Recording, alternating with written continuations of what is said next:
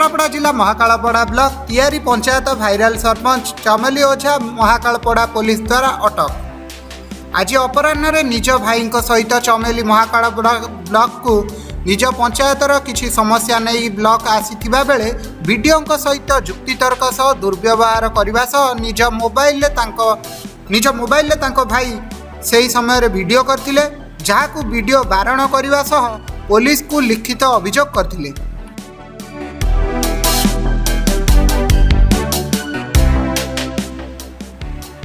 अभियोग आधार में पुलिस पहुंची सरपंच चमेली ओझा और तांको भाई सूर्यकांत ओझा को थाना को आनिबा समय पुलिस को विरोध करने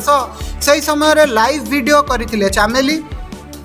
पर पुलिस थाना को आनिबा पर चमेली स्वास्थ्य अवस्था बिगड़ी जाइतिला। महाकालपड़ा स्वास्थ्य केन्द्र में तांकर चिकित्सा करने सह जिला मुख्य चिकित्सालय को पठाई पुलिस।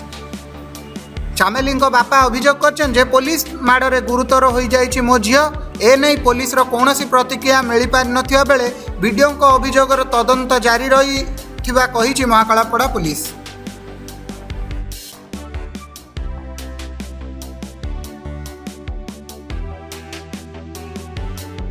सेठी आउ रोहित अन्य मानक मु ना जानी कि देखिले चिन्ह पारि मत बहुत खराब भाषा गाली गुलज करते कि बेसिया कम कर तुम उठे नहीं रेप करदेबू छबिराणी भाया आउ मारदेबू तुम गवर्नमेंट एगेन्स्ट जाऊच कहीं भिड बनाऊच सहित बहुत जुक्तितर्क होता आ कि न पाई मोबाइल रे फेसबुक रे लाइव भिड करी ये महाकालपड़ार 2-3 जन स्टाफ आसी पहुँची मत मो मोबाइल मागिले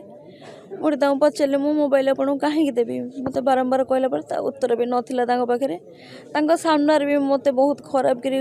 धमक देती आउ बहुत अश्लील भाषा गाली गुलज कर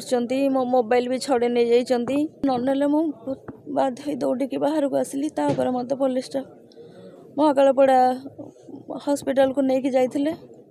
आ मो बापा भी आसी खबर पहुँची बापा आसुवा बाटे बापा को मारधर कर शुणा पाऊँ। गणमाध्यम कहूँ चाहूँगी मुख्यमंत्री की आम मोहन चरण माझी कहूँ चाहूँगी आपण भी जड़े सरपंच थे आपण भी पुलिस सहित कौट ना कौट लड़ी मत न्याय दरकार जदि झीटे सुरक्षित ना जदि मत न्याय न मिलला